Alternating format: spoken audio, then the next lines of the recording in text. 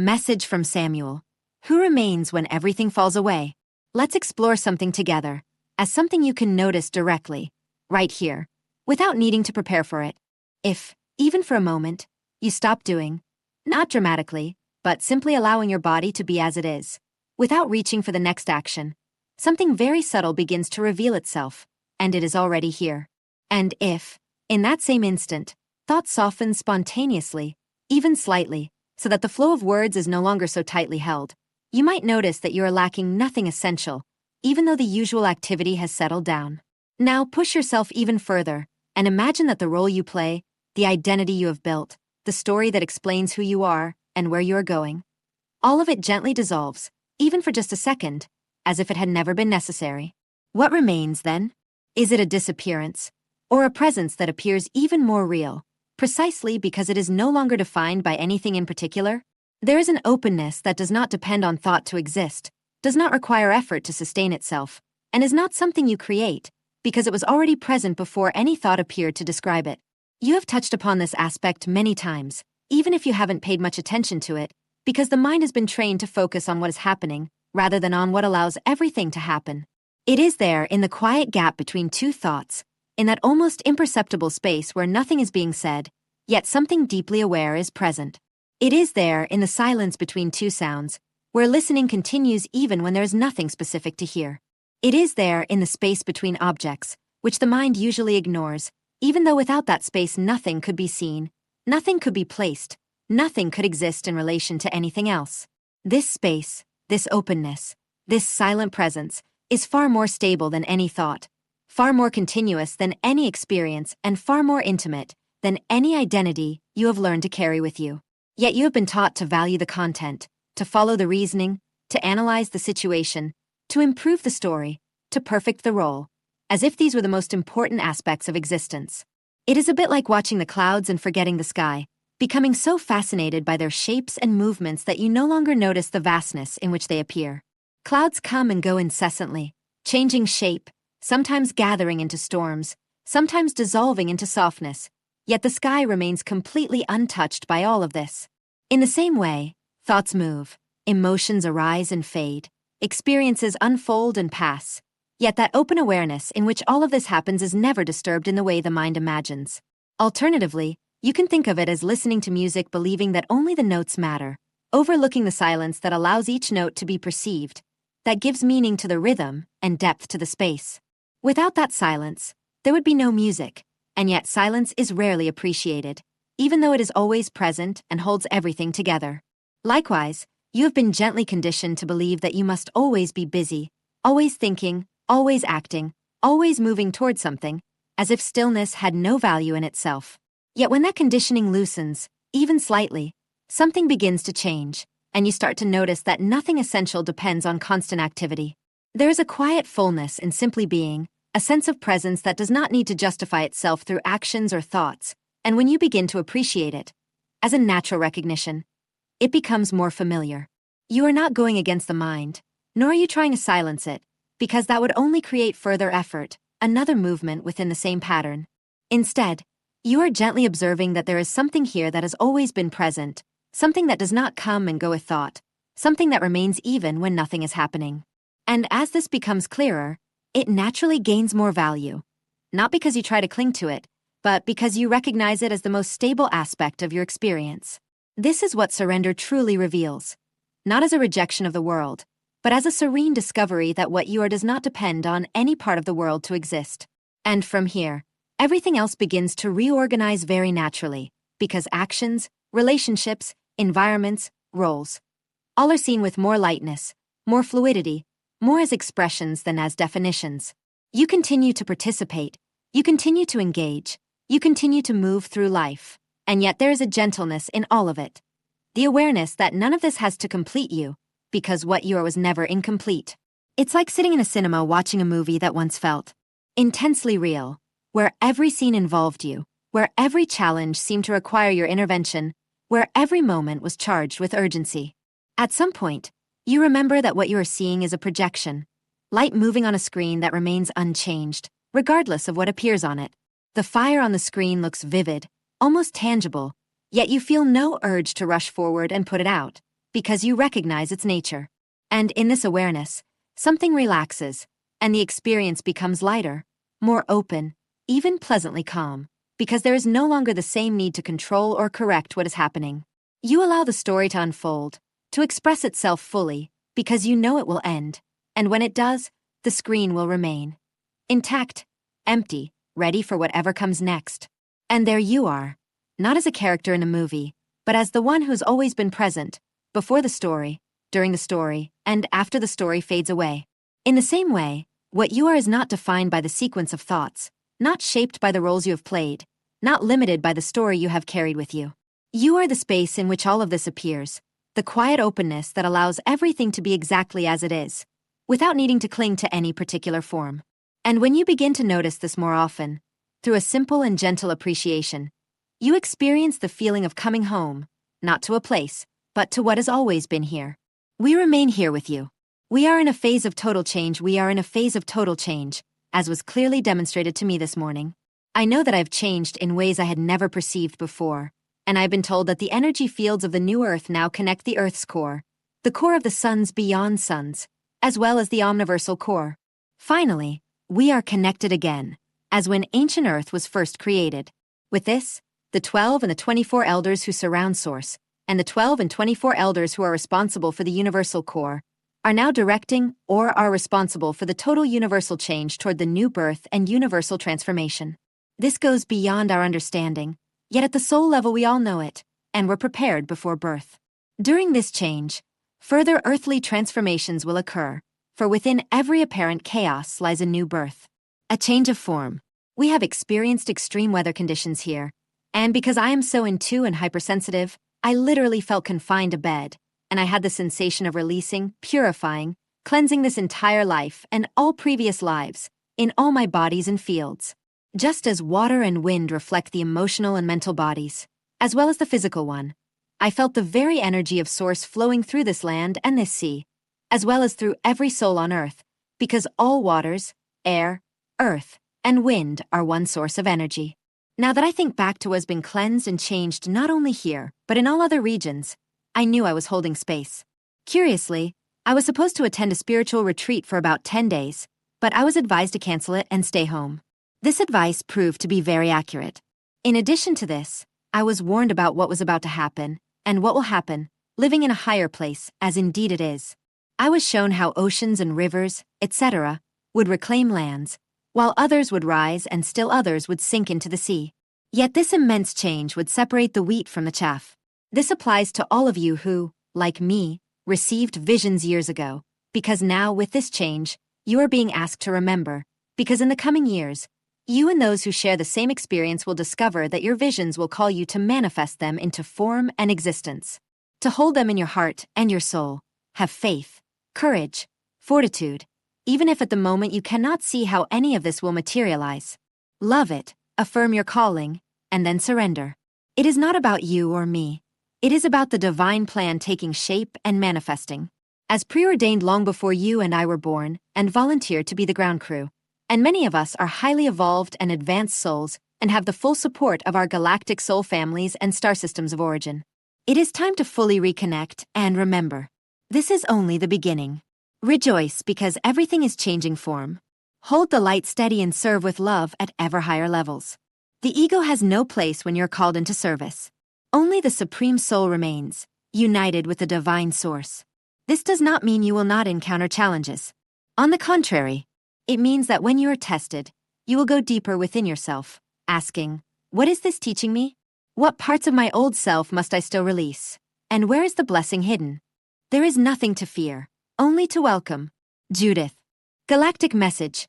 Deeper dimensions beneath the constant movement of the external world exists a deeper dimension of the self, untouched by circumstances.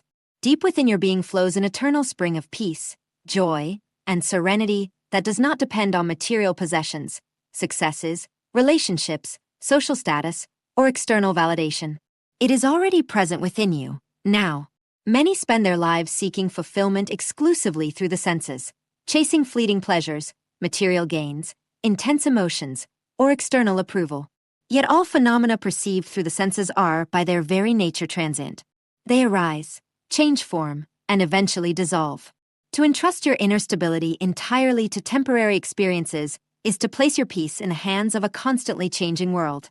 This is why many experience cycles of excitement followed by emptiness. The soul is searching for something permanent in a realm founded on impermanence. True transcendental peace emerges when consciousness turns inward and reconnects with the eternal essence behind personality and physical form. Beyond thought, beyond fear, beyond worldly turbulence, there exists an unshakable field of awareness, uncontaminated by loss or gain. This inner harmony has always been there, silently waiting beneath the noise of the mind. The great illusion of the material world is not that external experiences are intrinsically wrong, but that they can permanently complete you. Outer pleasures can be enjoyed, but they cannot replace the infinite peace of the soul itself. The more you align with this inner source, the less external chaos controls your emotional state. Peace ceases to be conditional. Joy ceases to depend on outcomes. Prioritize what is eternal over what is ephemeral. Invest energy in cultivating inner stillness, greater awareness, wisdom, compassion, and spiritual alignment. Because when the external world inevitably shifts, those anchored in the eternal remain centered in the eye of the storm. The spring of transcendental peace is already within you. Today we invite you to sip its celestial elixir. Timeline unification, dear ones. Timeline unification has begun. Many of us are experiencing this inner process as we reunite with all our parallel selves and memories, understanding the simultaneity and multidimensionality of our existence rather than its linearity. There is no longer a past or future, but a continuous existence, a present moment in which we unite, create, and expand. The vision that many have of past lives, karma, or other distortions is fading as they unify all that they are, ascending into a single evolved organism with all parts of their soul. The more consciousness accelerates, the more we unify what our human mind has fragmented, interpreted, labeled, and therefore limited. The new transmissions of liquid plasma diamond silica are facilitating the reconnection of timelines, allowing the consciousness of our DNA to expand across time and space, and recovering our unique abilities and all the wisdom necessary to continue escaping the 3D soul trap. During this period, many of you will act or begin to awaken to your planetary role as universal synthesizers, embodying, unifying, and anchoring all timelines and ascended energies of our Earth. Others will act or awaken as electromagnetic/magnetic anchors, whose primary mission is to act as magnets for the new crystalline energies descending upon our planet. With your mere presence, you act as a living anchor, for you hold within your template a unique coding that acts as a magnet, attracting highly evolved forms of consciousness and anchoring to you wherever you go or with whomever you interact, provided they are ready to evolve, whether a human being or another life form. This is a new way of anchoring the new energies without doing anything else, because within you, you already reside at a similar frequency, and that is all that is needed. This is part of the new mechanism that many children born today are using to seed the new Earth without having to further intervene in the Earth's fabric or fulfill other planetary tasks, so that they can focus on enjoying the planet or creating more conscious tools to further assist it. Stabilizers, grid workers, and transmuters will be busy in the coming months, as we enter a crucial 3-year period for our physical ascension path. Not only will we witness numerous astrological events that will infuse additional fire into our already intense year, but we will also receive new interdimensional forms of liquid crystalline silica plasma to help us continue our personal transformation into loving light beings. The 88 Gateway, representing all that we will integrate during this summer, will introduce us to a new universal ascension window, and many will have to choose whether to remain in an old timeline, old relationships, and old ways of living, or to leave everything behind and finally ascend. Leaving everything behind also includes the lower thoughts that keep us tied to our old self and old life, feelings, habits, and anything else indicating the presence of old energies in our new reality. June offers us the calm needed to prepare our bodies for a new integration. It gives us the necessary push to immerse ourselves in this fire passage, which will mark a stellar opening of unprecedented magnitude in our planetary evolutionary transition. Venus enters Leo in June, along with Jupiter at the end of the month on the 30th, expanding certain aspects of ourselves and our lives, depending on its position in our natal chart, allowing us to manifest within our new timeline. At this time, it is essential to practice grace, coherence, and divine neutrality, not neutrality in itself. Being neutral often means not caring, not knowing, or simply ignoring, because we don't know what to choose. Divine neutrality, however, means holding love and compassion for all forces and choices, understanding reality beyond our mind and human mental patterns, allowing all forces at play to act according to their own needs for their evolution. We observe, as the higher mind observes everything. We do not judge. We do not fall into right or wrong programs. We neutralize through neutral, compassionate witnessing, not allowing any opposing force to pull us away from our soul portal. Otherwise, we cannot anchor the new crystalline forms of consciousness, because they do not go where there is judgment, incoherence, or disconnection from the universal heart. At this moment, we are called to hold the vision for the whole, without interfering with or transgressing any universal law, for we know that what we force persists and distorts the original plan for the whole. We do not intervene, but neither do we blend in. We allow, we seed, we expand, and we return everything to its divine order simply by being, loving, and detaching from what seeks to imprison our consciousness. May you continue to hold unconditional love for all, dear ones. Within infinite love. The Arthurian group. Exposure phase. Dear readers, there is growing confusion among those who have automatically, and without reflection, accepted everything they were told by those in power. Human beings, over time, have been programmed to believe they are not intelligent, educated, or capable enough to make wise decisions, and therefore, for the most part, the majority continues to turn to government, experts, and organized religion to know what to do, say, believe, and choose. This control mechanism is now collapsing. For change to occur and the sleeping majority to awaken from the present 3D dream, a period of time is necessary in which the controls, lies, activities, and manipulations of those who benefit from them are exposed, seen, and even experienced. You are now in this phase of the ascension process. Chaos is necessary to open the eyes of those still firmly anchored in a belief system of separation. Many are beginning to see and experience problems they had always relegated to others, the less educated, the poor, or those somehow considered less deserving, and not to themselves. This is leading many who have always believed this way to reconsider, for the first time, personal and global beliefs they had never questioned before, that they had always taken as true, promoted, and lived by for a very long time. A period of exposure and direct experience of the entrenched manipulations and controls governing Earth's collective belief system was necessary, so that the hypnotized majority could see, experience, reject, and then choose something higher.